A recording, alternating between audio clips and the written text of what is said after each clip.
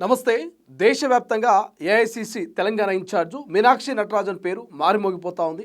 ఏదైతే ఆమె రాజ్యసభ నామినేషన్ తిరస్కరణ సంబంధించి తెలంగాణలో ఉన్నటువంటి కొంతమంది కాంగ్రెస్ నేతలు కోవర్ట్గా మారి మరి సమాచారం ఇచ్చినందుకే ఆమె నామినేషన్ తిరస్కరణకు గురైందంటూ పెద్ద ఎత్తున ఇటు బీజేపీ నేతలు కావచ్చు, బీఆర్ఎస్ నేతలు కామెంట్ చేస్తూ ఉన్నారు. రైట్ నౌ డిస్కస్ చేసే ప్రయత్నం చేద్దాం. తెలంగాణ రాష్ట్రంలో కూడా అనేకమైనటువంటి అంశాలు ఉన్నాయి. అనేకమైనటువంటి సమస్యలు ఉన్నాయి. 12 ఏళ్ల పసిపాప మీద అఘాయిత్యం చేసినటువంటి గౌస్ పాషాని ఎన్కౌంటర్ చేయాలంటూ డిమాండ్ వస్తూ ఉంది.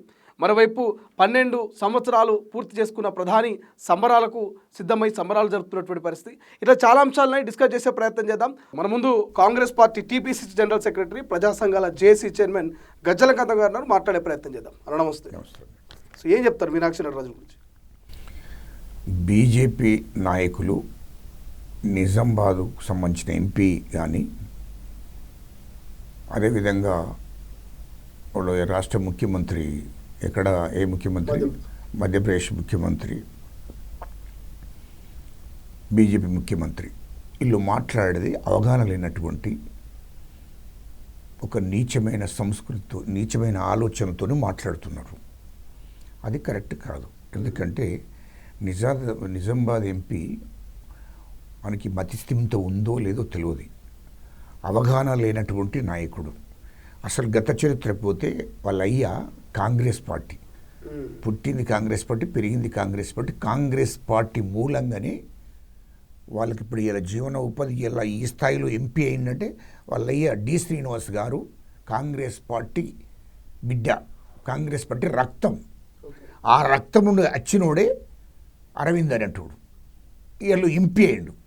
వాళ్ళ తండ్రి వారసత్వం నుంచి వచ్చి తండ్రి పేరు చెప్పుకొని అక్కడ వారసత్వం మీద ఎంపీ అయ్యిండు.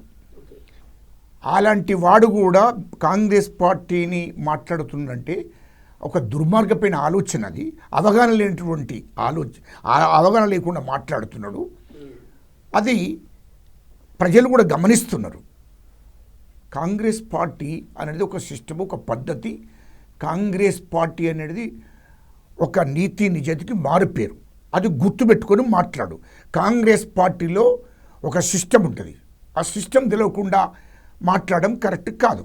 మీనాక్షి మేడం గారు అసలైన కాంగ్రెస్ బిడ్డ, అసలైన కాంగ్రెస్ పార్టీ వారసురాలు. ఆమె నాయకత్వంలో మేము పనిచేస్తున్నాం. మా ముఖ్యమంత్రి గారు కానీ, మా పిసిసి అధ్యక్షుడు కానీ ఈ రాష్ట్రంలో ఉన్న కాంగ్రెస్ నాయకత్వంతో ఆమె నాయకత్వం కింద పనిచేస్తున్నాం. సరే, ఇప్పుడు మీరు మీ పార్టీలో అందరూ మంచోళ్ళు అయితే మరి సమాచారం ఇచ్చిన దొంగలు ఎవరు? ఎవరా కోవట్లు ఎవరు? తెలంగాణ నుంచి ఏ కాంగ్రెస్ నేత సమాచారం ఇవ్వకపోతే ఎందుకు మీనాక్షి నటరాజన్ యొక్క రాజ్యసభ తిరస్కరణ గురైతుంది? ఈ బీజేపీ మూర్ఖులే ఇక్కడ నుండి బీజేపీ మూర్ఖులే సమాచారం ఇచ్చారు. వాస్తవానికి ఈ రాష్ట్రంలో పోలీస్ స్టేషన్లో కేసులు లేవు. ఇది ఉన్న వాస్తవం. రెండవది, కోర్టు నుండి ఎవరో అక్కడ పిసిసి అధ్యక్షుని మీద, డిసిసి అధ్యక్షుని మీద, మీనాక్షి మేడం గారి మీద కోర్టు నుండి ఏదో నోటీస్ వచ్చింది. అది నోటీసు విషయమో పార్టీ దృష్టిలో లేదు, ప్రభుత్వం దృష్టిలో కూడా లేదు. ఆ నోటీసులు అన్నట్టు ఇలా దాదాపు రోడ్ల మీద ఎవరి మీద ఏమైనా కానీ నోటీసులు వస్తుంటాయి, పోతుంటాయి. వీటిని పెద్దగా ఎవరు పట్టించుకునే పరిస్థితులు లేరు. అయితే ఆ నోటీసు విషయంలో లీగల్ సెల్ చూసుకునే అడ్వకేట్ చూసుకోవాలి. అడ్వకేట్ కూడా దాన్ని ఇట్లాంటివి వస్తాయి పోతాయి అనేది సింపుల్గా చూసిండు తప్ప కేసులు ఆమె మీద ఏమి లేవు. ఇక్కడ అంత పెద్ద నోటీసులు ఇచ్చేటువంటి పరిస్థితి కూడా ఇక్కడ ఏం లేదు. అది ఎవరు పార్టీకి పడినటువంటి వ్యక్తి నోటీస్ జారీ చేసి నోటీస్ ఇస్తే అది ఎవరు పట్టించుకోలేదు. ఆ నోటీసును చిన్న విషయాన్ని దృష్టిలో పెట్టుకొని బీజేపీ ఒక దుర్మార్గమైన ఆలోచన, ఈ దేశ ప్రధానమంత్రి నరేంద్ర మోడీ, అమిత్ షా ఒక దుర్మార్గమైన ఆలోచన. ఎందుకంటే ఈ దేశంలో ఉన్నటువంటి ఈడీ కానీ, సిబిఐ కానీ, కోర్టులు కానీ, సుప్రీంకోర్టు నుంచి హైకోర్టు వరకు వాళ్ళ చెప్పు చేతులలో ఉంచుకున్నారు నరేంద్ర మోడీ గారు, అమిత్ షా గారు. వాళ్ళు చెప్పిందే చేస్తున్నారు వీళ్ళు. ఈ దేశంలో 4 సంస్థలు వాళ్ళ చేతిలో ఉన్నాయి. ఎన్నికల commission, ED, CBI, court, supreme court. భారతదేశంలో స్వతంత్రం వచ్చి నుంచి ఇప్పటిదాకా వాటికి స్వతంత్రంగా అవి నిర్ణయం తీసుకునే ఈ సంస్థలన్నీ, ఇప్పుడు నేను చెప్పిన సంస్థలన్నీ. కానీ నరేంద్ర మోడీ దేశానికి ప్రధానమంత్రి అయిన తర్వాత అయిన కనసైగలలో నడుస్తున్నాయి ఇవన్నీ. ఇయ్యలో దాంట్లో భాగమే మీనాక్షి మేడం గారు ఎన్నికల కమిషన్కు బీజేపీ నాయకత్వం అంటే ప్రధానమంత్రి గారు అమిత్ షా గారు ఎన్నికల కమిషన్ చెప్పి ఆమె నామినేషన్లు ఇస్తే నామినేషన్లు రద్దయ్యే విధంగా చేశారు. ఆ నామినేషను ఎందుకంటే ఆ నామినేషన్ తిరస్కరించే విధంగా బీజేపీ హైకమాండ్ ఆదేశాల మేరకే ఎన్నికల కమిషన్ చేసింది. మీరేమో మీ వర్షన్ ఏమో ఇది, but BJP MP Dharmapuri Arvind కావచ్చు, బీఆర్ఎస్ పార్టీ ఉన్నటువంటి కొంతమంది సీనియర్ మాజీ మంత్రులు కావచ్చు, వీళ్ళంతానేమో ముఖ్యమంత్రి రేవంత్ రెడ్డి సన్నిహితుడికి వర్కింగ్ ప్రెసిడెంట్ ఇవ్వనందుకే మీనాక్షి మీద కుట్ర చేసి ఇదంతా చేసినటువంటి ఒక బదనాం చెప్పే ప్రయత్నం చేస్తా ఉన్నారు. ఏది నిజం? మీది చెప్పేది నిజమా, బీజేపీ నేతలు చెప్పేది నిజమా? పార్టీ గురించి మాకు తెలుసు. ఈ కొడుకులకు ఏం తెలుసా? ఈ కొడుకులకు ఈ బీజేపీకి టీఆర్ఎస్కి ఏం తెలుస్తుంది? బీఆర్ఎస్కి ఇది మా పార్టీ విషయం మాకు తెలుసు. మా ముఖ్యమంత్రి గారు అలాంటి ఆలోచనలు ఉండదు. మీనాక్షిగా ఈ రాష్ట్ర ఇన్ఛార్జి మీనాక్షి మేడం నాయకత్వంలోనే మా ముఖ్యమంత్రి గారు కానీ, మా పిసిసి అధ్యక్షుడు కానీ, మా కాంగ్రెస్ పార్టీ నాయకత్వం అంతా రాష్ట్ర నాయకత్వం అంతా ఆమె కంట్రోల్లో పనిచేస్తున్నాం మేము. ఆమె మా నాయకురాలు.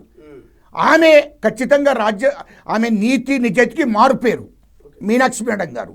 ఖచ్చితంగా ఆమెను రాజ్యసభకు పంపాలనే ఆలోచన చేస్తే ఇదంతా మధ్యప్రదేశ్ ముఖ్యమంత్రి, ఈ దేశ ప్రధానమంత్రి అమిత్ షా గారు కుట్రకుతంత్రాలు చేసి ఎన్నికల కమిషన్ అనేది వాళ్ళ కంట్రోల్లో ఉంది, కేంద్ర ప్రభుత్వ కంట్రోల్లో ఉంది. కాబట్టి వాళ్ళు చెప్పింది వాళ్ళు చేయాలి. ఈమె నామినేషన్ని తిరస్కరించే విధంగా ఎన్నికల కమిషన్కు ఆదేశాలు ఇచ్చారు. అదే విధంగా చేశారు. ఆమెకు రాజ్యసభ రాకుండా చేసిందే బీజేపీ, అక్కడున్న ముఖ్యమంత్రి, దేశ ప్రధానమంత్రి గారు. ఎన్నికల కమిషన్ అనేది బీజేపీ నరేంద్ర మోడీ కంట్రోల్లో ఉంది, ఆయన చెప్పు చేతుల్లో ఉంది ఎన్నికల కమిషన్ అనేది. ఇది వాస్తవం. సిబిఐ ఈడీ ఇవన్నీ కూడా వాళ్ళ చేతుల్లో ఉన్నాయి, నరేంద్ర మోడీ గారి చేతుల్లో. చివరికి వస్తే కోర్టులు కూడా సుప్రీంకోర్టు నుంచి ఇక్కడ దాకా ఆయన చెప్పిన కన్సైగలలో నడుస్తున్నాయి. మరి కన్సైగల్లో నడుస్తున్నాయి కోర్టులు అంటున్నారు. మరి మళ్ళీ అది సుప్రీంకోర్టుకు మళ్ళీ వెళ్ళారు, మాకు న్యాయం కావాలంటున్నారు. మరి ఎందుకు వెళ్ళారు? ఎక్కడ న్యాయం జరుగుతుంది? వాస్తవాలు ఎక్కడ జరుగుతున్నాయి? ఎక్కడ న్యాయం జరుగుతుందో ఈ దేశ ప్రజలు ఆలోచిస్తున్నారు. ఈ దేశ ప్రజలు ఏం జరుగుతుందో మొత్తం గమనిస్తున్నారు. సిబిఐ ఏం చేస్తుంది, ఈడీ ఏం చేస్తుంది, ఎన్నికల కమిషన్ కూడా ఏం చేస్తుంది, కోర్టులు కూడా ఏం చెప్తున్నాయి, ఏం చేస్తున్నాయి, ఎవరు చెప్తే చేస్తున్నాయి అనేది కూడా క్లారిటీగా ఈ దేశ ప్రజలు చూస్తున్నారు. భారత రాజ్యాంగాన్ని ఎవరు గౌరవిస్తలేరో, ఎవరు గౌరవిస్తున్నారో ఈ దేశ ప్రజలు చూస్తున్నారు. జాగ్రత్త. ఒకవేళ భారత రాజ్యాంగాన్ని గౌరవిస్తే, భారత రాజ్యాంగం ప్రకారమే వీళ్ళు చేస్తే, భారత రాజ్యాంగంలో పెట్టిన నిబంధనల ప్రకారం చేస్తే ఈ విధంగా జరగదు. ఇప్పుడు కిషన్ రెడ్డి మొన్న మాట్లాడుతూ రాహుల్ గాంధీకి ప్రధాని అయ్యేటువంటి యోగ్యత లేదు, ఆ రకమైనటువంటి అర్హత కూడా లేదనేటువంటి కామెంట్ చేసిండు. సో ఎట్లా చూస్తారు? రాహుల్ గాంధీ నిజంగా ప్రధాని అవకాశం లేదా? రాహుల్ గాంధీ గురించి మాట్లాడే అర్హత కిషన్ రెడ్డికి లేదు. కిషన్ రెడ్డి మా రాహుల్ గాంధీ గోటికి కూడా సరిపోడు. ఆ స్థాయి కూడా కాదు. ఆయన దాంట్లో ఈకెలు కూడా కాదు. అలాంటి వాళ్ళు మాట్లాడితే పట్టించుకోవాల్సిన అవసరం కూడా లేదు. ఈ దేశానికి స్వతంత్రం తీసుకొచ్చిన కుటుంబం కాంగ్రెస్ కుటుంబం, రాహుల్ గాంధీ కుటుంబం. ఆయన గురించి మాట్లాడారత మీకెక్కడదే? మీ బీజేపీలకు ఆర్ఎస్ఎస్లకు ఎక్కడదే? మీరా మాట్లాడడానికి? ఆనాడు దేశానికి స్వతంత్రం కోసం పోరాటం చేస్తే బీజేపీలకు ఎజెంట్గా పనిచేసినారు ఆర్ఎస్ఎస్ వాళ్ళు. మీరా మాట్లాడేది? మీరు మాట్లాడుతున్నారా సిగ్గు లేకుండా? అదేవిధంగా ఇయ్యల్లో ఇంకో విషయం కూడా, ఈ దేశంలో సంబరాలు చేసుకుంటున్నట్టు బీజేపీ వాళ్ళు. నాకు అర్థం కావడం లేదు. నరేంద్ర మోడీ గారు 12 సంవత్సరాలు పరిపాలన చేసిండని, 12 సంవత్సరాలు ఈ దేశానికి ఉరగబెట్టింది ఏందో అర్థం కాలే. ఈ దేశానికి ఏ ఉరగబెట్టితే మరి ఎందుకు సంబరాలు చేసుకుంటున్నామో మాకు అర్థం కాలేదు. రెండోది, మా నెహ్రూ గారిని, ఈ దేశానికి స్వాతంత్రం తీసుకొచ్చిన నెహ్రూ గారికి ఆకాశానికి భూమికి ఎంత తేడున్నదో అంత తేడా ఉంది నరేంద్ర మోడీ గారు. నరేంద్ర మోడీ గారు ఏంటి, ఎందుకు సంబరాలు చేసుకుంటున్నావా? ఏంటిది? నెహ్రూ గారు అంటే ఏమనుకుంటున్నావు? నెహ్రూ గారు ఈ దేశానికి స్వతంత్ర పోరాటంలో పాల్గొన్నాడు. ఈ దేశానికి స్వతంత్రం తీసుకొచ్చినటువంటి నాయకుడు నెహ్రూ గారు.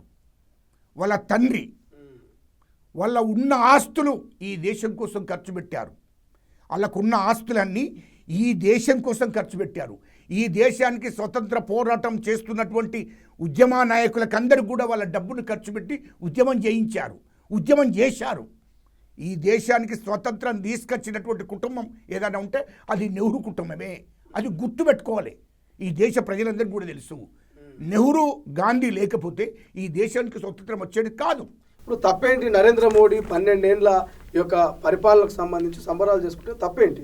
తప్పేంటంటే ఏం మురగబెట్టిండ్రు, ఏం బీకిండ్రని నేను ఈ దేశ పౌరుని అడుగుతున్నా. ఈ దేశంలో ఈ భూమి మీద పుట్టిన బిడ్డగా అడుగుతున్నా. ఏం బీకిండ్రు, ఏం మురగబెట్టిండ్రు ఈ దేశానికి? ఏం మురగబెట్టిండ్రు? నువ్వు ఇవాళ ఈ దేశ ప్రధానమంత్రి నరేంద్ర మోడీ గారు నెహ్రూ గారు ఏం చేసిందని అడిగే స్థాయా? నెహ్రూ గారితో పోల్చుకుంటాడా? నెహ్రూ ఏంటి? నెహ్రూ ఈ దేశానికి స్వతంత్రాన్ని తీసుకొచ్చిన కుటుంబం నెహ్రూ కుటుంబం. నెహ్రూ గారు ఈ దేశానికి స్వతంత్రం తీసుకొచ్చిన తర్వాత మొదటి ప్రధానమంత్రి అయ్యాడు. మొదటి ప్రధానమంత్రి అయ్యే సమయంలో ఈ దేశంలో చాలా నిరుపేదలు ఉన్నారు. మనకు దేశానికి స్వతంత్రం వస్తున్న సమయంలో, దానికన్నా ముందు ఇంకోటి చెప్తున్నా, ఈ దేశంలో సంస్థగత అంటే చిన్న చిన్న రాజులేలే రాజ్యాలు ఉన్నాయి. ఈ దేశంలో మొత్తం రాజులేలే రాజ్యాలు ఉన్నాయి. 500 సంస్థానాలు అవి. ఆ 500 రాజ్యాలను అంటే సంస్థానాలను విలీనం చేశాడు ఈ దేశంలో. ఎవరు? నెహ్రూ గారు. ఏంటి? ఇవాళ ఉదాహరణ మైసూర్ ఒక సంస్థానం. ఇవాళ తెలంగాణ రాష్ట్రం, తెలంగాణ అంటే ఇది హైదరాబాదు, ఈ తెలంగాణలో నిజాం పరిపాలన. ఇట్లా ఈ విధంగా 500 సంస్థానాలన్నింటినీ కూడా నెహ్రూ గారు ఈ దేశానికి ప్రధానమంత్రి అయిన తర్వాత వెంటనే ఈ సంస్థానాలన్నింటి దేశంలో విలీనం చేశాడు. దట్ ఈజ్ నెహ్రూ గారు, ఈ దేశ ప్రధానమంత్రి. మొదలైన ప్రధానమంత్రి అయిన తర్వాత మొదలు చేసిన పని ఇదే. ఈ దేశంలో ఉన్నటువంటి సంస్థలన్నింటి కూడా ఈ దేశంలో విలీనం చేసి పరిపాలన కొనసాగించాడు. చాలా పెద్ద పని అది ఈ దేశంలో. ఆ సంస్థలన్నింటినీ కూడా ఒప్పుకోలే వాళ్ళు. ఆయా రాజులు ఒప్పుకోలేదు. ఆ రాజ్యాలను పరిపాలించే వాళ్ళు ఎవరు ఒప్పుకోలేదు. అయినా ఈ దేశ ప్రధానమంత్రి నెహ్రూ గారు మొదలు ఈ సంస్థలన్నింటినీ కూడా దేశంలో విలీనం చేయాలి, ఈ దేశాన్ని ఐక్యంగా ఉంచాలనే లక్ష్యంతో ముందుకు పోయినటువంటి నాయకుడే నెహ్రూ గారు. రెండవది, ఈ దేశంలో, ఎందుకంటే ఈ రాష్ట్ర ప్రజలకు కూడా మీ మీడియా ద్వారా నేను ఇది తెలుసుకోవాల్సిన అవసరం ఉంది. ఇయ్యలో ప్రధానమంత్రి అయిన తర్వాత ఈ దేశ పరిస్థితి చాలా అధ్వానంగా ఉన్నది. దేశ ప్రధానమంత్రి అయిన తర్వాత నెహ్రూ గారు ఈ దేశ ప్రధానమంత్రి అయినాక ఈ సంస్థలను విలీనం చేసిన తర్వాత ఈ దేశంలో ఆర్థిక పరిస్థితులు ఇప్పుడు ఉన్నట్టు లేవు. ఇయ్యలో వ్యవసాయం అంటే ఈ దేశంలో వ్యవసాయం ఒక దిక్కు, పేద ప్రజలు ఒక దిక్కు. ఇయ్యలో ఇంత ఉత్పత్తి, ఇంత దేశంలో ధాన్యం అంతా ఇంత ఉత్పత్తి జరగలేదు. అప్పుడు ఏమిటివి? పేదరికం, తిండి లేనటువంటి వాళ్ళు, గుడిసె లేనటువంటి వాళ్ళు, ఈ దేశంలో చాలా ఆర్థికంగా వెనుకబడినటువంటి పేదవాళ్ళు, మధ్యతరగతి వాళ్ళు కఠినంగా ఉండే. అలాంటి పరిస్థితుల్లో ఈ దేశానికి ప్రధానమంత్రి అయ్యాడు నెహ్రూ గారు. ఈ దేశానికి ప్రధానమంత్రి అయ్యాడు. ప్రధానమంత్రి అయిన తర్వాత ఈ దేశంలో ఉన్నటువంటి ప్రతి నిరుపేదల మీద దృష్టి పెట్టాడు. ఈ దేశంలో ఉన్నటువంటి నిరుపేదలందరికీ కనీసం తినడానికి తిండి కావాలి అని చెప్పి పేదల కోసం పనిచేసినటువంటి వాడు నెహ్రూ గారు. పేదలు కనీసం వాళ్ళు ఉండడానికి ఇల్లు, గుడిసె గురించి ఆలోచించిన నాయకుడే మా నెహ్రూ గారు. రెండవది, ఈ దేశానికి ప్రధానమంత్రి అయిన తర్వాత ఈ దేశంలో పేదవాళ్ళకు పేదరికం పోవాలని, ఇల్లు లేనటువంటి పేదలకు ఇల్లు కావాలని, తిండి లేనటువంటి పేదలకు తిండి కావాలని అనేక సమస్యలు ఎదుర్కొంటూ ఈ దేశానికి కావాల్సింది ఏంటి ఆలోచన చేసి, ఈ దేశంలో ఈ దేశ పరిస్థితి, ఆర్థిక పరిస్థితి మంచిగా లేదు. అప్పుడు ఆర్థిక పరిస్థితి మంచిగా లేదు కాబట్టి ఈ దేశాన్ని కాపాడుకోవాల్సిన అవసరం ఉంది. ఈ దేశానికి ఆయుధాలు తీసుకురావాలి, ఈ దేశాన్ని కాపాడుకోవాల్సిన అవసరం ఉంది అని చెప్పి అప్పుడు అనేక సంస్కరణలు తీసుకొచ్చాడు నెహ్రూ గారు. అనేక సంస్కరణలు తీసుకొచ్చి ఆనాడు నెహ్రూ గారు ఐఐటిని తీసుకొచ్చింది ఎవరు? ఐఐటిని తీసుకొచ్చింది నెహ్రూ గారు. ఐఐఎం తీసుకొచ్చింది నెహ్రూ గారు. ఈ ఎన్ఐటిని తీసుకొచ్చింది నెహ్రూ గారు ఈ దేశానికి. అది గుర్తుపెట్టుకోవాలి. రెండవది, రాకెట్ తయారు చేయించింది నెహ్రూ గారు ఈ దేశానికి, ఈ దేశంలో. అదేవిధంగా అణుబాంబులను తయారు చేసింది నెహ్రూ గారి కాలంలో. నెహ్రూ గారు 1950లో అణుబాంబును తయారు చేసే కార్యక్రమం మొదలుపెట్టాడు. అది 1974లో పూర్తయింది. అది గుర్తుపెట్టుకోవాలి. ప్రధానమంత్రి నెహ్రూ గారు ఏం చేసిండు అంటే చెప్తున్నా. అదేవిధంగా ఈ దేశంలో ప్రాజెక్టులు, ఈ దేశంలో ఆనాడు నెహ్రూ కట్టిన ప్రాజెక్టులు ఉన్నాయి. నాగార్జున సాగర్ నుంచి మొదలుకుంటే ఈ దేశంలో ప్రాజెక్టులు కట్టిందే నెహ్రూ గారు. మొత్తం భారతదేశంలో ప్రాజెక్టులు కట్టిందే నెహ్రూ గారు. ఆ ప్రాజెక్టులు ఉన్నాయి కాబట్టి ఈ దేశంలో రైతులు సంతోషంగా జీవిస్తున్నారు ఈ టైం వరకు కూడా. అని అంటే ఆయన పెట్టిన ప్రాజెక్టులే, ఆయన కట్టిన ప్రాజెక్టులే. ఆ నీళ్లు వస్తేనే వ్యవసాయం కొనసాగింది, వ్యవసాయ పంటలు కొనసాగాయి. అప్పుడు ఆనాడు నెహ్రూ గారు కట్టిన ప్రాజెక్టుల మూలంగానే ఈ దేశంలో రైతులు సంతోషంగా ఉన్నారనే విషయం గుర్తుపెట్టుకోండి. రెండవది, అదేవిధంగా సైన్స్ టెక్నాలజీ తీసుకొచ్చింది ఎవరు? నెహ్రూ గారు. దాని గురించి తెలుసుకోవాలి. బీజేపీ ప్రధానమంత్రి గారి నుంచి మొదలుకుంటే కిషన్ రెడ్డి దాకా తెలుసుకోవాలి. ఇవన్నీ ఎవరు చేశారు? అదేవిధంగా ఆనాడు సరే, అంతకుముందు 1950లో అణుబాంబు తర్వాత అణుబాంబు పూర్తిగా తయారైంది. 1950లో మొదలు పెడితే 1974 వరకు పూర్తి అయింది అణుబాంబు. రెండవది, ఇండియాలో మొత్తం ఇండస్ట్రీలు తీసుకొచ్చింది ఎవరు? నెహ్రూ గారు. మొత్తం ఇండస్ట్రీలు. అదేవిధంగా ఇది అంతా నెహ్రూ ప్రధానమంత్రి ఉన్నప్పుడు జరిగినవి. అదేవిధంగా ఈ దేశంలో సైన్స్ అండ్ టెక్నాలజీ వచ్చింది ఎవరు? అది నెహ్రూ గారు తీసుకొచ్చింది కదా. అదేవిధంగా తొలి అణుబాంబు పరీక్షలు జరిగింది 1974లో ఇందిరాగాంధీ ప్రధానమంత్రి ఉన్నప్పుడు. ఇది నెహ్రూ గారు చేసిన ఘనత. ఇంకా అనేక సంస్కరణలు తీసుకొచ్చాడు, ఇండస్ట్రీలు తీసుకొచ్చాడు, ఈ దేశాన్ని ఆర్థికంగా ముందుకు తీసుకుపోయాడు. ఈ దేశంలో పేదరికం లేకుండా ప్రయత్నం చేసింది నెహ్రూ గారు. ఇన్ని చేసిన నెహ్రూ గారికి నరేంద్ర మోడీ గారి గోటుకున్న విలువ ఉన్నదా అని అంటున్నా. నెహ్రూ గారి గురించి మాట్లాడే అర్హత ఈ దేశ ప్రధానమంత్రి లేదు అని చెప్తున్నా నేను.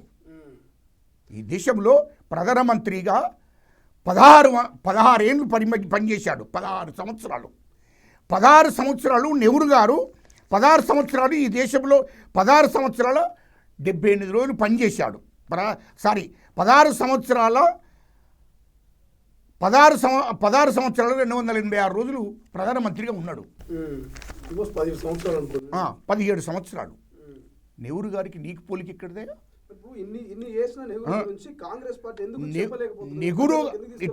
నెహ్రూ గారికి నీకు నరేంద్ర మోడీ గారికి ప్రధానమంత్రి గారికి పోలిక ఎక్కడిదే అంటున్నా. రెండోది, ఆనాడు నెహ్రూ గారు ప్రధానమంత్రిగా ఈ ప్రపంచ దేశాలు 100 దేశాలు మన నెహ్రూ గారు చెప్తే విన్నాయి, రెస్పెక్ట్ ఇచ్చినాయి. భారతదేశానికి రెస్పెక్ట్ ఇచ్చినాయి ప్రపంచ దేశాలు. 100 దేశాలు ఎవడేమని పట్టించుకుంటూ ఉన్నాడు? దేశాన్ని పట్టించుకున్నాడు, ఈ ప్రధానమంత్రిని పట్టించుకుంటూ ఉన్నాడు. ఏ అధ్యక్షుడు ప్రపంచంలో, ఏ అధ్యక్షులు, ఏ ప్రధానమంత్రులు పట్టించుకుంటున్నారు ఈయన గురించి? ఏ దేశం పట్టించుకుంటుంది చెప్పు? ఈయన చెప్తే ఏ దేశం నేనే పరిస్థితులు ఉన్నదా? అరే దేశాలు పోడు, నువ్వు కూడా పోతావే బాబు. ఎవడైనా మానవుడు ఎవడైనా పోతాడు, భారతదేశం ఉన్న ప్రతి పౌరుడు పోతాడు. పోతే లాభం ఏంటి? ప్రధానమంత్రి వస్తుండని స్వాగతిస్తారు, కప్పు చాయ్ ఇస్తారు, ఇంత భోజనం పెడతారు, పంపిస్తారు. అది ఈయన కాదు, ఎవరు రేపు పొద్దుగల నువ్వైనా నేనైనా ఎవరు ప్రధానమంత్రి అయినా ఏ దేశానికి పోయినా ఛాయ్ పెడతారు, స్వాగతిస్తారు, టిఫిన్ పెడతారు, భోజనం పెడతారు, పంపిస్తారు. ఏంటి దాంతో నచ్చిన రిజల్ట్ ఏంటి? ఇప్పుడు చేసుకునే దిగుమతులు చేసుకుంటారు కదా. హలో, పెట్రోల్ దిగుమతులు ఇటు ఇప్పుడు గ్యాస్ అయినా, పెట్రోలియం అయినా, ఆయిల్ అయినా, ఈ దేశంలో ఫర్టిలైజర్స్ అయినా ఆనాడు నెహ్రూ తీసుకొచ్చిన ఇవన్నీ దాన్నే కొనసాగింపుగా ఈ ప్రధానమంత్రి చేస్తున్నాడు. ఏ ప్రధానమంత్రి వచ్చినా కొనసాగింపుగా చేస్తారు. ఈ దేశంలో ఉత్పత్తులు ఇప్పుడు కాదు, ఈ దేశానికి నెహ్రూ గారు ఉన్నప్పుడే ఇక్కడికి ప్రపంచ దేశాల నుంచి వెళ్ళి గ్యాస్ వచ్చింది, పెట్రోలియం వచ్చింది, డీజిల్ వచ్చింది, ఆయిల్ వచ్చింది. అన్నీ ఆ కాలంనే నెహ్రూ వేసినయే ఇప్పుడైనా కొనసాగింపుగా చేస్తున్నాడు. కొత్తగా అయినా వేసింది ఏమీ లేదు. నాకొక్కటి చెప్పండి, ఈ దేశంలో నెహ్రూ గారు ఇంక అనేక సంస్కరణలు తీసుకొచ్చి ఇవన్నీ వేసినవి గాక అదేవిధంగా మెడికల్ ఇన్స్టిట్యూట్ తీసుకొచ్చింది ఎవరయ్యా? నెహ్రూ గారు. టెక్నాలజీ తీసుకొచ్చింది ఎవరయ్యా? నెహ్రూ గారు. మరి ప్రధానమంత్రి నరేంద్ర మోడీ ఏమన్నా తీసుకొచ్చినట్టు ఎక్కడన్నా ఉంటే చెప్పండి మీరే. ఈ దేశానికి నెహ్రూ గారు తీసుకొచ్చినే కొనసాగింపుగా ఆ రోజు నుంచి ఈ రోజు వరకు నడుస్తున్నాయి. కొత్తగా ఈ దేశ ప్రధానమంత్రి నరేంద్ర మోడీ గారు ఈ దేశంలో ప్రజలకు ఏం చేశాడో చెప్పండి. ఈ దేశంలో ఇప్పుడు చాలా టెక్నాలజీ పెరిగింది. ఇప్పుడున్నటువంటి పరిస్థితులు వేరు, నెహ్రూ ప్రధానమంత్రి ఉన్నప్పుడు పరిస్థితులు వేరు. ఇంత టెక్నాలజీ లేదు, ఇంత వ్యవస్థ లేదు, ఇంత ఆర్థిక పరిస్థితులు అప్పుడు మంచిగా లేవు.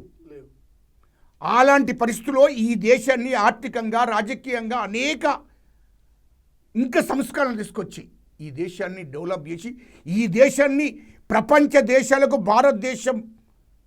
భారతదేశానికి ఒక పేరు తీసుకొచ్చి 100 దేశాలు అంటే ఒక 100 దేశాలు ఈ దేశ ప్రధానమంత్రి నెహ్రూ గారు చెప్పినట్టు విన్నాయి.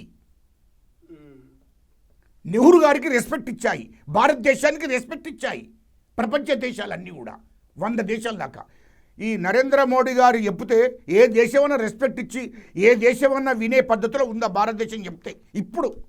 ఇప్పుడున్న ప్రధానమంత్రి నరేంద్ర మోడీ గారు చెప్తే ఏ దేశమన్నా వినే పరిస్థితిలో ఉన్నదా?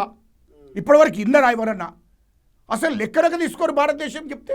ఈ దేశ ప్రధానమంత్రి నరేంద్ర మోడీ గారు చెప్తే ఒక్కడు ఒక దేశం వినడానికి సిద్ధంగా లేదు.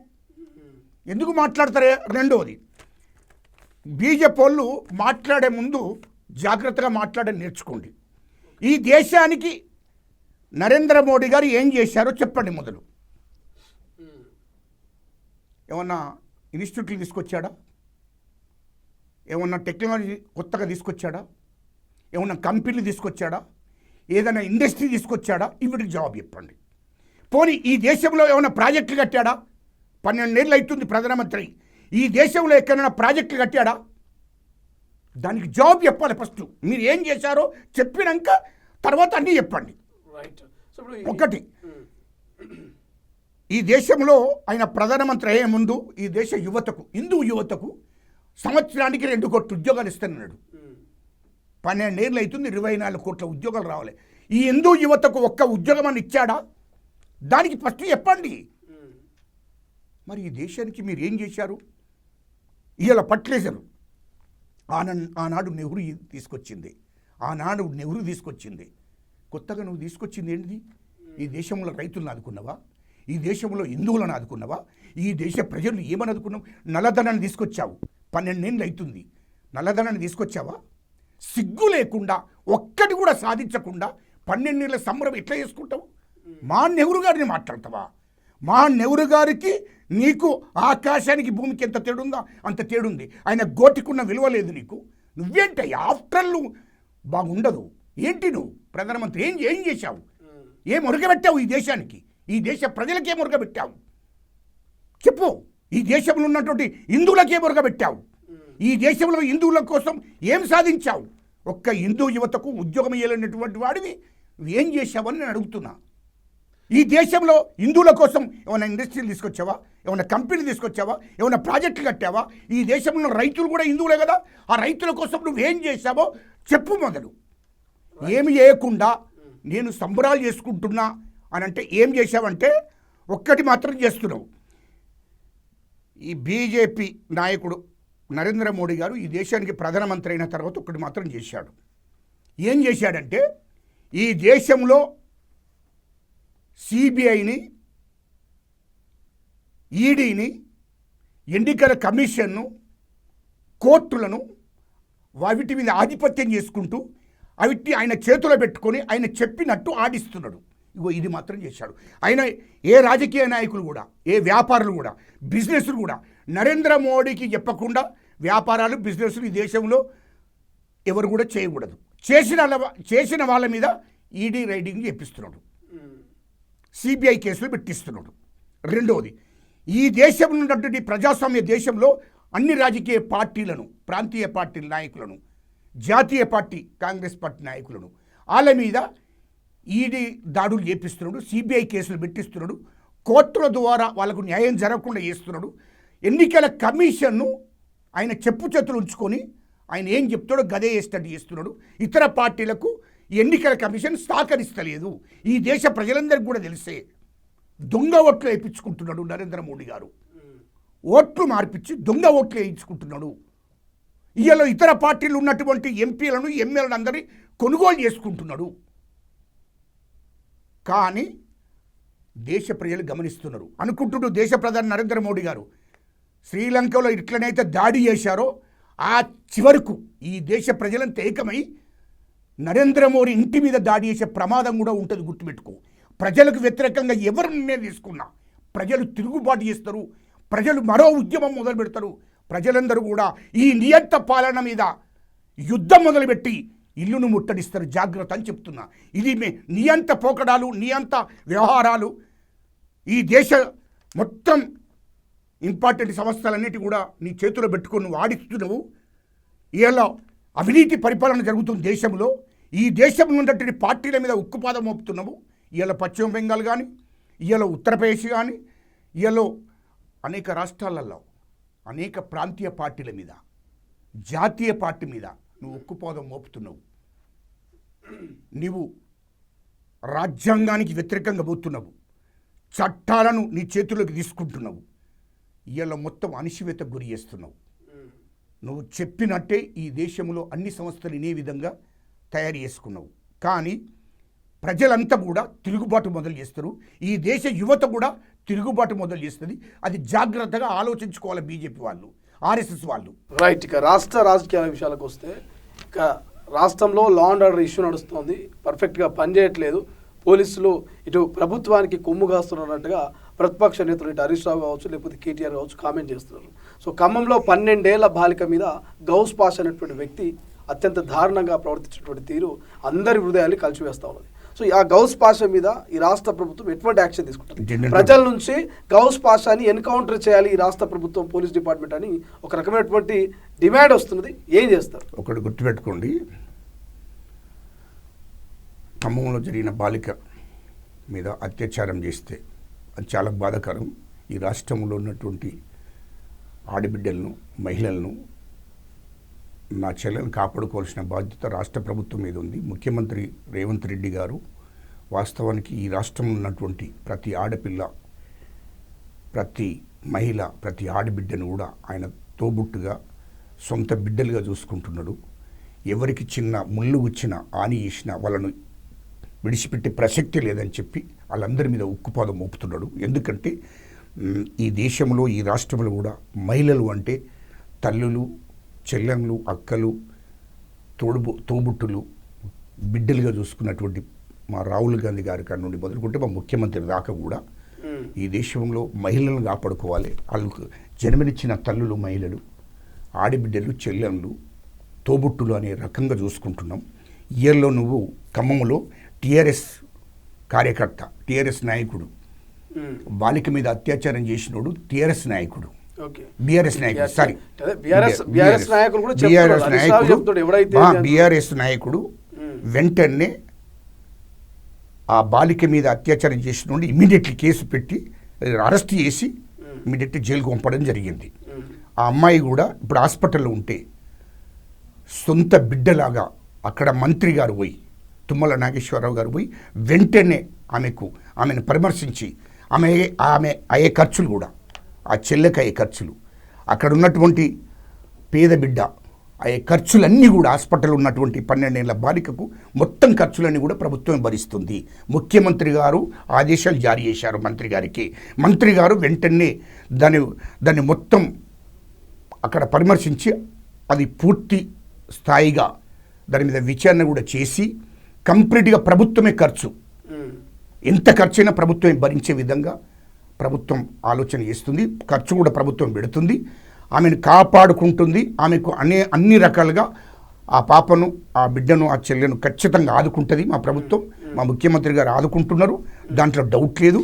ఎవరినైనా విడిచిపెట్టే ప్రసక్తే లేదు. ఆడపిల్లల మీద గజలకంద గారు సామాన్యుల నుంచి చాలా పెద్ద ఎత్తున డిమాండ్ వస్తుంది. అత్యాచారం చేసినోడు జైల్లో ప్రశాంతంగా ఉంటే ఆ అత్యాచారానికి లోనైనటువంటి అమ్మాయి కావచ్చు, ఆ కుటుంబ సభ్యులు కావచ్చు, నిత్యం ప్రాణాలతో వాళ్ళు చెలగాట మారుతూ ఉన్నారు. మానసికంగా ఆరోగ్యంగా వాళ్ళంతా కూడా ఇబ్బందులు గురవుతూ ఉన్నారు.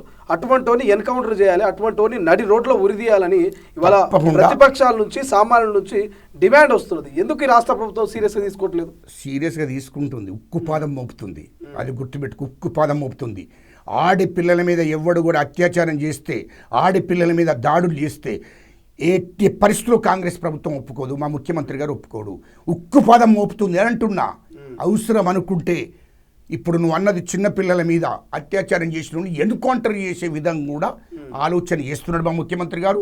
ఎట్టి పరిస్థితుల్లో ఎవరిని వదిలే ప్రసక్తే లేదు. ఇంకోటి, దయచేసి ప్రతిపక్ష పార్టీ బీఆర్ఎస్ గురించి మాట్లాడకుండా మీ మీడియా కూడా దండం పెట్టి చెప్తున్నాయి. ఎందుకే 10 ఏళ్ళు పరిపాలన చేసి ఆడపిల్లల మీద 5 ఏళ్ళ ఆడపిల్లల మీద 10 ఏళ్ళ ఆడపిల్లల మీద 12 ఏళ్ళ ఆడపిల్లల మీద అత్యాచారం చేస్తే ఫ్రెండ్ పోలీస్ అని చెప్పి ఏంది ఫ్రెండ్లీ పోలీస్ అని చెప్పి ఆ 10 ఏళ్ళు ఈ రాష్ట్రం ఉన్న పోలీస్ యంత్రాంగాన్ని కేసీఆర్ చేతిలో పెట్టుకొని ఎవరి మీద కూడా కేసులు పెట్టలేదయ్యా, ఎవరిని అరెస్ట్ చేయలేదు, ఎవరి మీద ఉక్కుపాదం మోపలేదు. ఫ్రెండ్లీ పోలీస్ అని పెట్టి తెలంగాణ ప్రజలను మోసం చేశారు.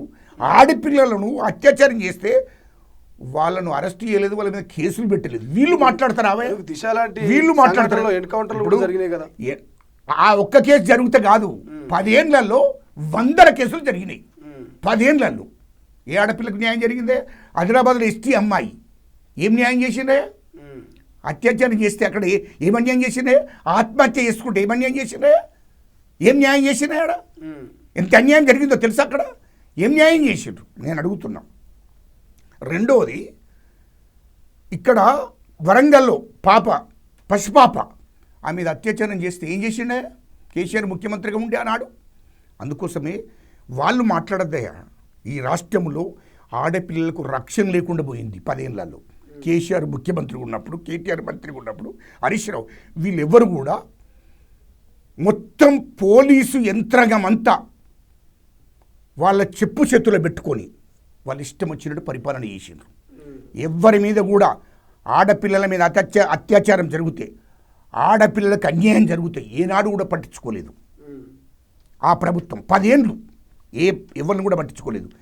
పేద ప్రజల మీద, అట్టడుగు వర్గాల మీద, తెలంగాణ ఉద్యమకారుల మీద, దళిత ఉద్యమకారుల మీద, అణగారిన ఉద్యమకారుల మీద ఉక్కుపాదం మోపిండ్రు తప్ప మాకు అన్యాయం జరిగిందని ఆడపిల్లలు కూడా రోడ్డు మీదకి వస్తే ఉల్టా వాళ్ళ మీద కేసులు పెట్టిండ్రు తప్ప వాళ్ళకి న్యాయం చేయలేదు.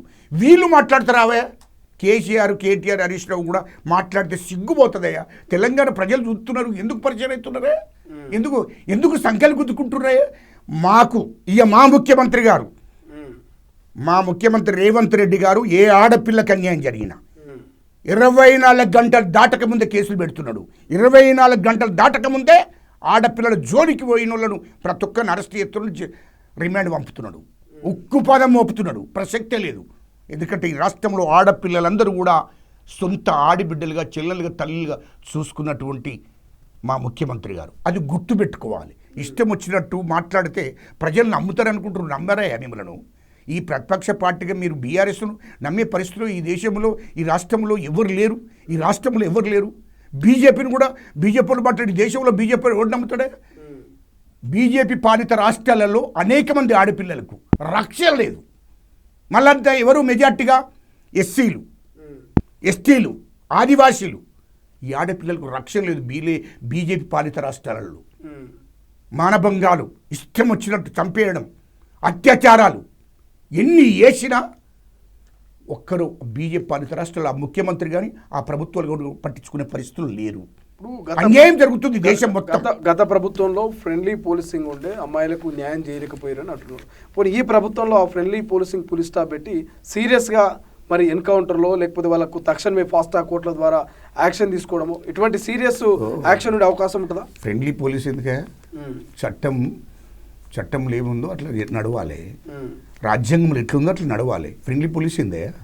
చట్టం అందరికీ సమానంగా చూడాలి.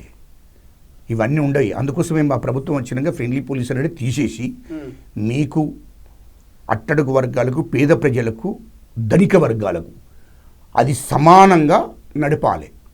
అందరికీ చట్టం సమానమే కాబట్టి అదే విధంగా నడవాలి తప్ప ఇష్టం వచ్చినట్టు దళితులకు న్యాయము, ధనికులకు న్యాయము, దళితులకు న్యాయము, అట్టడుగు వర్గాలకు న్యాయం అది కాదు. ప్రజలందరికీ కూడా సమానంగా ప్రజలందరినీ చూసుకోవాలి. సమానంగా అందరికి కూడా సామాజిక న్యాయం జరగాలి. అదే మా ముఖ్యమంత్రి గారి లక్ష్యం. రైట్గా హిట్లర్ అంటున్నారు రేవంత్ రెడ్డిని. హిట్లర్కి ఏ గతి పట్టిందో రేవంత్ రెడ్డికి అదే గతి పడుతుందని ఇటు బీఆర్ఎస్ నేతలు కావచ్చు, అటు కమ్యూనిస్టు పార్టీలు కూడా కామెంట్ చేస్తున్నాయి. సో ఏం చెప్తారు? హిట్లర్ భావాజాలంతో హైడ్రా అనేటువంటిది ముఖ్యమంత్రి వ్యాఖ్యలు. హిట్లరు అనే విషయం, హిట్లరు అనేటువంటి మొత్తం హిట్లర్ క్యారెక్టర్ అంతా కేసీఆర్కి వర్తిస్తుంది. అది మా ముఖ్యమంత్రి గారికి వర్తిస్తుంది. మా ముఖ్యమంత్రి గారికి వర్తించదు. ఎందుకు వర్తించదంటే ఒక ఏంటిది హైడ్రా అనేది ప్రభుత్వ భూములను, చెరువులను, సిక్కాం భూములను కాపాడుకునే లక్ష్యంతో మా ముఖ్యమంత్రి గారు హైడ్రా పెట్టిండు. ముఖ్యంగా ప్రభుత్వ భూములు అక్రమంగా ఆక్రమించుకున్నారు. అందులో నిర్మాణాలు చేపట్టారు. చెరువులలో నిర్మాణాలు చేపట్టారు. సిక్కాం భూములు, బంచరై, పరంపోగు భూములలో నిర్మాణాలు మొదలుపెట్టారు. కాబట్టి అవన్నిటి కూడా ప్రభుత్వం కంట్రోల్ తీసుకొని ప్రభుత్వాన్ని హ్యాండ్ ఓవర్ చేసుకోవాలి. అది ప్రజలకు ఉపయోగపడాలి అనే లక్ష్యంతో హైడ్రా పెట్టారు. ఇప్పుడు ఈ హైడ్రాతో హైదరాబాద్లో ఏమైనా ట్రాఫిక్ తగ్గిందా? ఇప్పుడు ఈ హైడ్రాతో హైదరాబాద్లో వర్షం పడితే నీరు నిల్వ ఉండడమో, లేకపోతే నాలాలు పొంగడమో, ట్రాఫిక్ జామ్ అవ్వడమో, ఇటువంటి సమస్యలు ఏమైనా తగ్గినాయి? సమస్యలు 2 సంవత్సరాలు నడుస్తుంది. హైడ్రా ఒకటి పెట్టిండు. ఇప్పుడు అదే పనిలో ఉన్నాడు మా ముఖ్యమంత్రి గారు. ఇయ్యాల్లో మూసీ నది మొదలుకుంటే అన్నిటి ఓటిని కొట్టి చేస్తున్నాడు.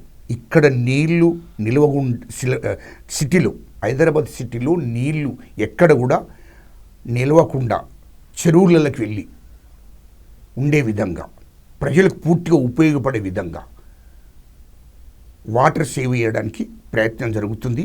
చెరువులను, కుంటలను కొత్తగా కూడా నిర్మాణం చేయడానికి ప్రయత్నం చేస్తున్నాడు. మూసీ నది కూడా పునర్నిర్మాణం చేసి ఈ హైదరాబాద్ సిటీకే ఒక అద్దంలాగా తయారు చేయాలని చూస్తున్నాడు. ఆ పనిలో ముఖ్యమంత్రి గారు ఉన్నాడు.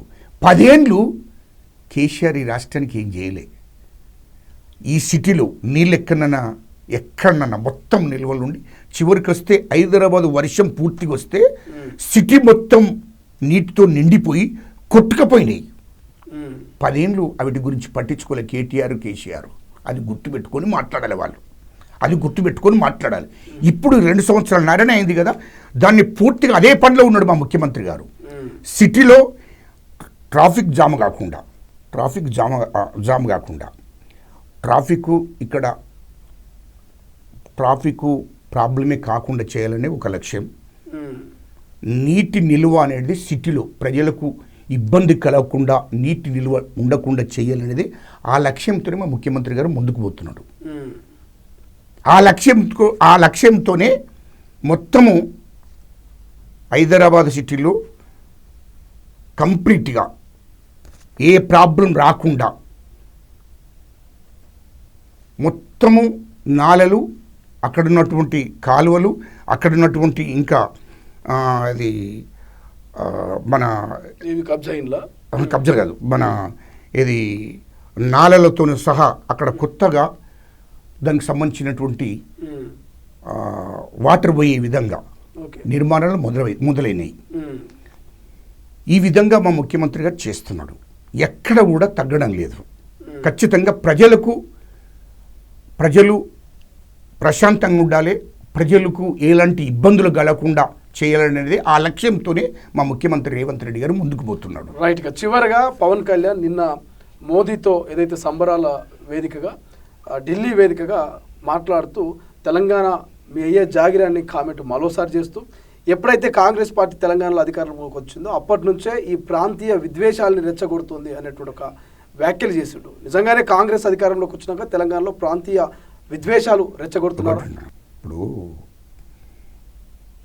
ఈ దేశ ప్రధానమంత్రి పవన్ కళ్యాణ్ నేను బాగుండదు. పవన్ కళ్యాణ్కు గడికో మాట మాట్లాడతాడు, గడికో మాట మాట్లాడి అవగాహన లేని మాటలు మాట్లాడతాడు. పూర్తిగా రాజకీయాలు ఇంకా చదువుకోవాలి, ఆయన రాజ్యాంగం చదువుకోవాలి, చట్టాలను చదవాలి, ప్రజలను చదవాలి, ప్రజల సమస్యలను చదవాలి, ప్రజల గురించి ఆలోచన చేయాలి. అది సొంతగా రావాలి, ఒకరు చెప్తే రాకూడదు. అది మొదలు నేర్చుకోమని చెప్తున్నాను నేను. రెండవది, ఇక్కడ కాంగ్రెస్ సంస్కృతి ఎప్పుడు అది కాదు. మతాల పేరు చెప్పుకొని మతాలను రెచ్చగొట్టే కార్యక్రమం కాంగ్రెస్ పార్టీకి ఇంట లేనే లేదు మొదటి నుండి. ఈ దేశంలో 140 ఏళ్ళ చరిత్ర ఉన్న కాంగ్రెస్ పార్టీకి మతాలను కులాలను రెచ్చగొట్టి రాజకీయాలు చేయవలసిన అవసరం కాంగ్రెస్ పార్టీకి లేదు. రెండవది, ప్రాంతీయాలను కూడా ప్రాంతీయ భాషలను కానీ ప్రాంతీయ వ్యవస్థలను కానీ అడ్డు పెట్టుకొని రాజకీయాలు చేయవలసిన పార్టీ కాంగ్రెస్ పార్టీ కాదు. రెండవది, ఈ దేశంలో ఆంధ్ర రాష్ట్రం, ఉమ్మడి ఆంధ్ర రాష్ట్రం ఉన్నప్పుడు తెలంగాణ ప్రజలందరూ కూడా ఆనాడే 1950 నుంచి అప్పటి నుండి మొదటి నుండి తెలంగాణ కావాలనే ఒక లక్ష్యంతో ఆ రోజు నుంచి ఈ రోజు దాకా తెలంగాణ ఉద్యమం మొదలైంది. తెలంగాణలో 4 కోట్ల మంది కోరుకున్నారు రాష్ట్రం కావాలని. ఆ రాష్ట్రం కావాలని కోరుకున్న కలను 2014లో జూన్ 2న సోనియా గాంధీ గారు, తెలంగాణ తల్లి, ఆమె తెలంగాణ ప్రజలకు న్యాయం చేసింది, తెలంగాణ రాష్ట్రం ఇచ్చింది. రాష్ట్రం ఇవ్వడంతో భారత రాజ్యాంగంలో ఉంది ఆర్టికల్ 3ను, దాన్ని అనుసరించే తెలంగాణ రాష్ట్రం ఇవ్వడం జరిగింది. మరి పవన్ కళ్యాణ్ దీని గురించి తెలుసుకోవాలి.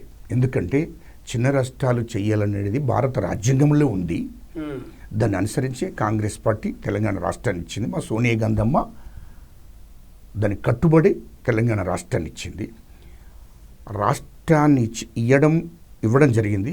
ఈ రాష్ట్ర ప్రజలను కూడా, ఈ దేశ ప్రజలను కూడా అందరికీ సామాజిక న్యాయం జరగాలన్న లక్ష్యంతోనే మా సోనియా గాంధమ్మ, మా రాహుల్ గాంధీ గారు, మా ప్రియాంక గాంధీ గారు ముందుకు పోతున్నారు.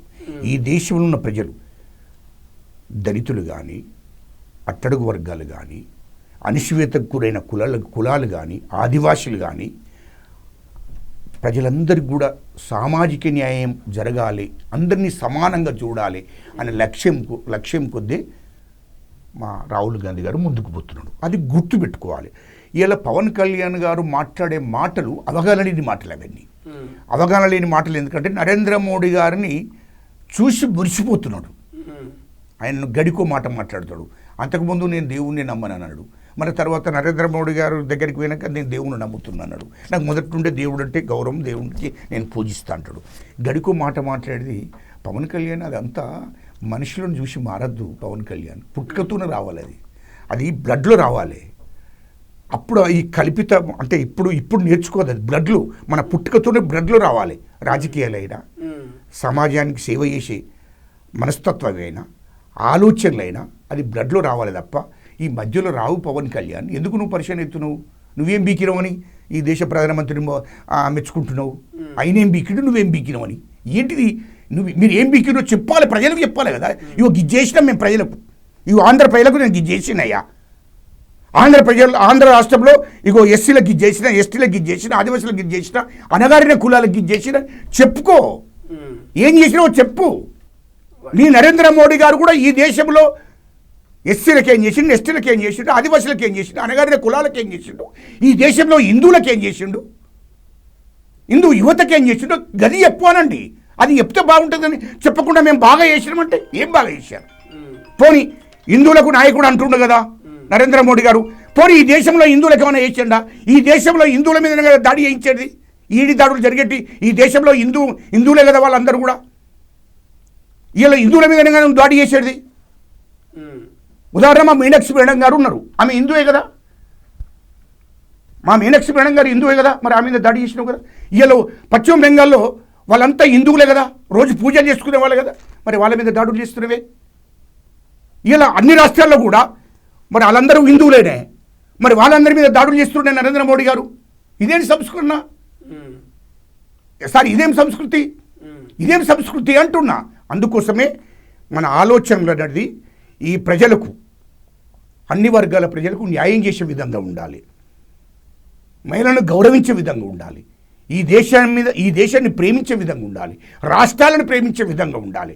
అట్లా కానీ ఇష్టం వచ్చినట్టు ఏ టైంను బట్టి మాట్లాడడం కరెక్ట్ కాదు అది. రైట్.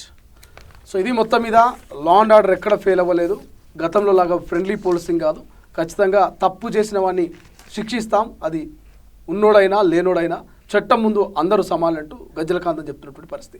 మరోవైపు మీనాక్షి నటరాజన్ పైన బీజేపీ నేతలే కుట్ర చేస్తున్నారు, ఆమెను రాజ్యసభకు వెళ్లకుండా అడ్డుకుంటున్నారంటూ ఆయన ఘాటుగా స్పందిస్తున్నటువంటి పరిస్థితి. చూద్దాం ఇటు రాజ్యసభకు సంబంధించినటువంటి ఇష్యూ మీనాక్షి నటరాజన్ ఎక్కడ దాకా వెళ్తుంది, అండ్ దాంతోపాటు నిజంగా లా అండ్ ఆర్డర్ ఎంత మేరకు పనిచేస్తుంది, బట్ ఈ మునుముందు చట్టాలని ఎంత కఠినతరం చేయబోతున్నారు ఈ చిన్నపిల్లల మీద జరుగుతున్నట్టు అఘాయిత్యాలు అనేది భవిష్యత్తు రోజు చూడాల్సినటువంటి అవసరం ఉంది. కెమెరా పర్సన్ అజయ్తో శ్రీశైలం, తొలి వెలుగు, హైదరాబాద్.